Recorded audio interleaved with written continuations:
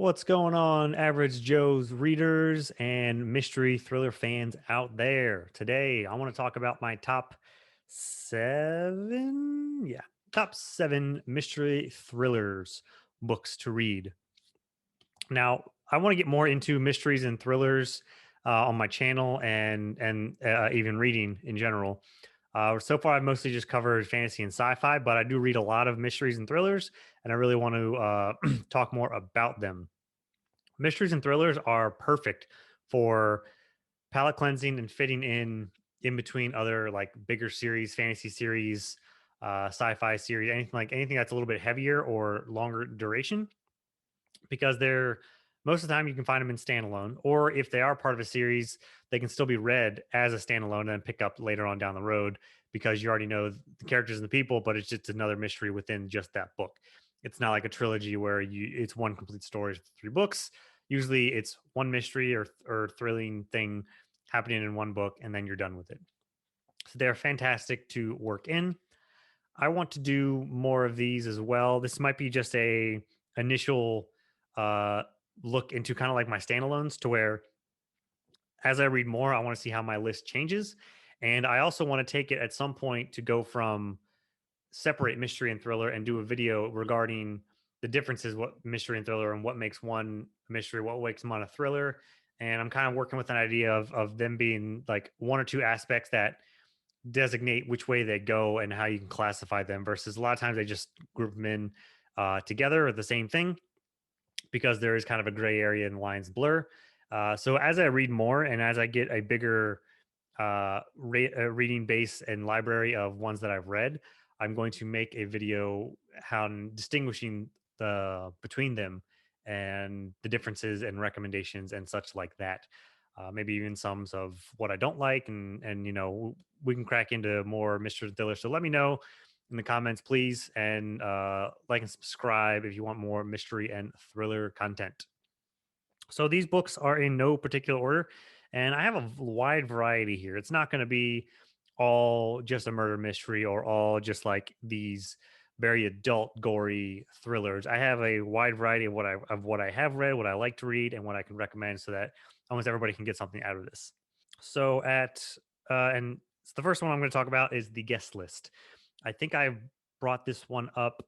Maybe I didn't for my last year reads, but guess this is really cool. It's a quick 300-page read.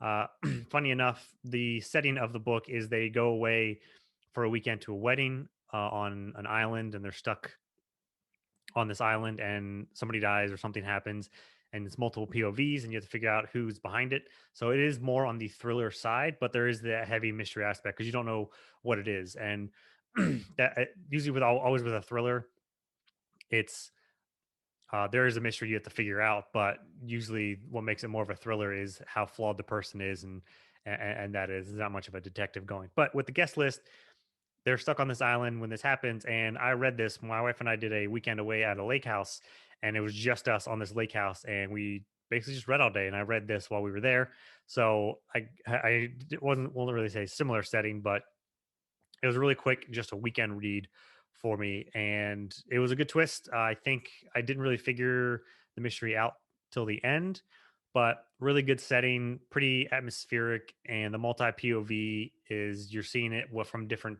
people's eyes and perspectives and how they're feeling, and you kind of get little snippets of who they are and what they think of somebody else as it unfolds. Next one I'm going to recommend is actually a middle grade, which might be surprising, but middle grades can still have some really good mystery elements to it and very atmospheric. And the one I'm going to recommend is Green Glass House. This one, the time period, it's really hard to nail down. I always like, they don't actually lay out what time period it is, but I think it's going to be mid 1900s ish era, early to mid, maybe the 30s, 40s, or 50s, something like that. But your POV is a 9-year-old boy, and they run an inn in this snowy Canadian town. I don't even know where, but it's a snowy, very cold area. And it's around Christmas, and one day, or it's on over Christmas break, he thinks he's going to have the house free, but all of these strangers show up, and they're all there looking for the same thing ish or related to the same thing. So this 9-year-old is trying to figure out a who they are and what they're doing there. B, what they're looking for and what are all these weird things happening.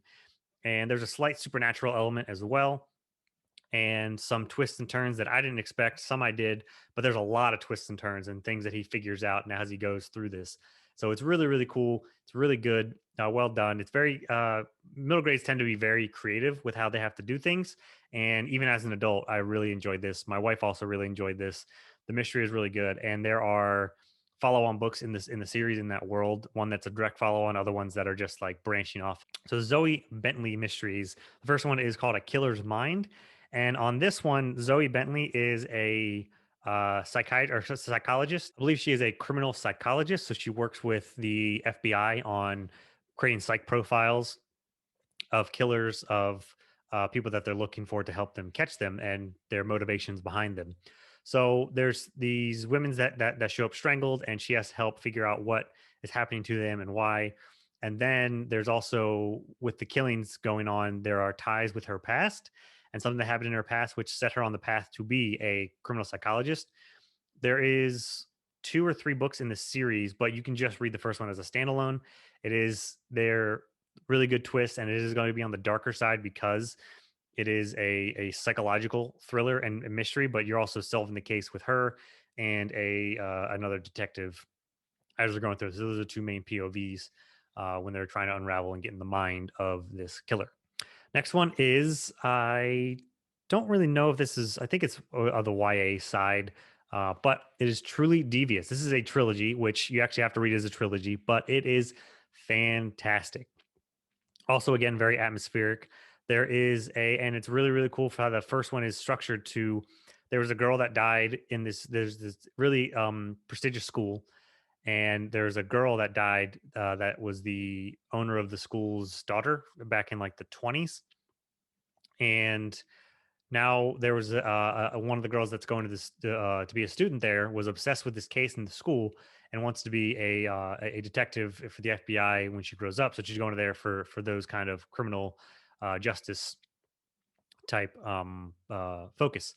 But things start happening again while she's there that mirror what happened in the past when that one girl went missing. So they kind of start to align. In the first book, there's a jumping between the past and the present of what's happening. The pieces slowly pull together. The university that it's at has a lot of history, a lot of mystery to it. There's secret passageways, there's secrets that are discovered. And this is actually really fantastic to read if you read it like this from uh, September or October, read the first one.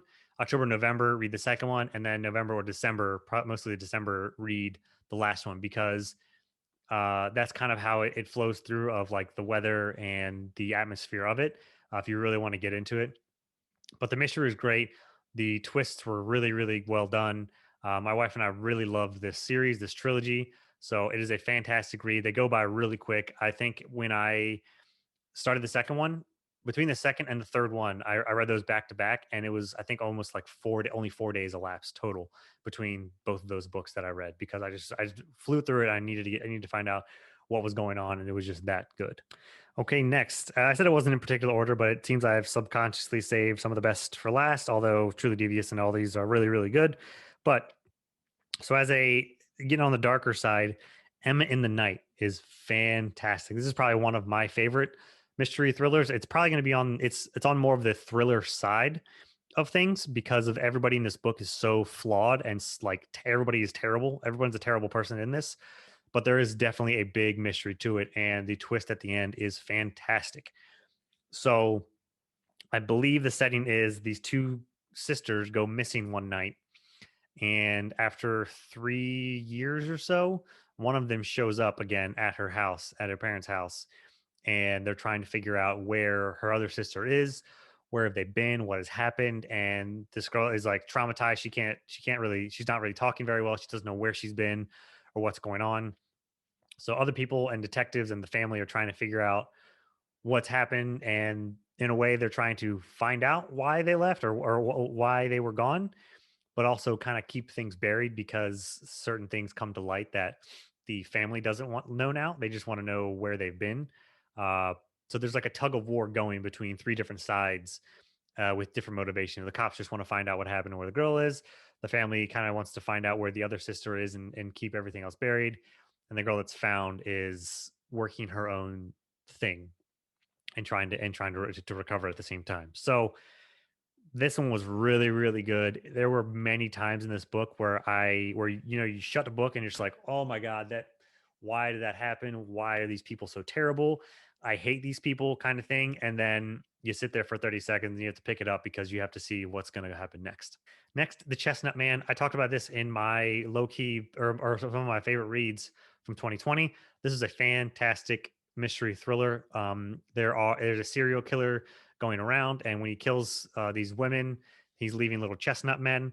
And it is a pretty longer on the longer side of mystery thrillers go. I think it is a 550 pages or so, but it is a Scandinavian book, a Scandinavian writer, and that's where it kind of takes place. And they go much more into backstories, and you know a lot more about the characters that you're reading from and the how it progresses through how they figure things out. There's a little bit of a couple people's past that get factored in, and two unlikely detectives working together. That kind of happens a lot in these types of stories. Has to be some sort of animosity with your POVs, but it wasn't really that distracting or prevalent. But the mystery was fantastic. I didn't guess the person in the end until like right before it happened, until like you have your list of suspects and you're like, oh, I think this person, this person, this one. Then after they're all eliminated, they're like, well, that leaves this person. And I guess that makes sense now. And that's kind of how it happened. But it is fantastic. I really, really recommend this one. And last but not least, I saved this one for the end because it is a longer series. It's a mystery series. Think of Sherlock Holmes, to where each book is its own mystery, but you have the same person solving murder mysteries, and they all kind of stack together. There's subplots and things going on in the background that all piece together throughout, but each book has an individual mystery. And what makes this so great is because they are only like 300 or even less pages. They go super, super quick. They are really good reads, really good murder mysteries. And that is the Sebastian St. Cry mysteries. Yeah, Sebastian St. Cry murder mysteries. It takes place in 1810, 1820 London, so 100 years before Sherlock Holmes. And each mystery is great. He gets pulled into it. The main character is a noble, whatever the high ups were back then. He's the son of a duke, so he's the archduke, I think. And he is convicted of murder. He is framed for murder. So at first, his motivation is he has to clear his own name in the first book on how to, so he doesn't go down for murder. And then each book after that, he somehow finds himself roped into a murder mystery. And at this point in time, there's about 17 of these books, 17 mysteries. And you start off reading it because each murder mystery is good and how he's looped into it. But then you get little pieces of his background and things going on in his life and other things in that world going on there, and how they're all strung together. So now on book 6 or 7, where we're at, yeah, I know the murder mystery is going to be good, but I'm now invested in wondering what's going on with the main character, with the person he's with, and with his family and other things going on. There's a lot of it slowly stacks to other moving pieces in the background, but each book is still a murder mystery. So if we just really want to randomly throw in a book, we'll throw in one of these because it's like a 2 or 3 day read, super quick, and you can just pick up where you left off because each book is its own mystery in itself, and you don't really forget about what's going on in the rest because there's still a little bit of hints and recaps as you go. So those are my murder mystery recommendations. Now I am getting much more into these. I want to read more. I just read my first Agatha Christie book, and then there were none. And I will be getting into the Hercule Poirot mysteries as well. I own, I think, 4 of those now, and I have a ton of random murder mysteries here that I own downstairs that we just kind of go around like, oh yep, I'll just do this one now and throw it in. That's how it's going to work. So in a few months, I'm going to revisit not only the list, but I'll try and break down thriller mysteries and the differences in them and such like that. So if you're interested more in that or in more of a breakdown, let me know and I will work harder to get it done and make sure I get it done. So let me know in the comments what you think, or what are some really, really good murder mysteries and thrillers that you have read that you would recommend I check out as well. let me know in the comments and we'll chat about it there.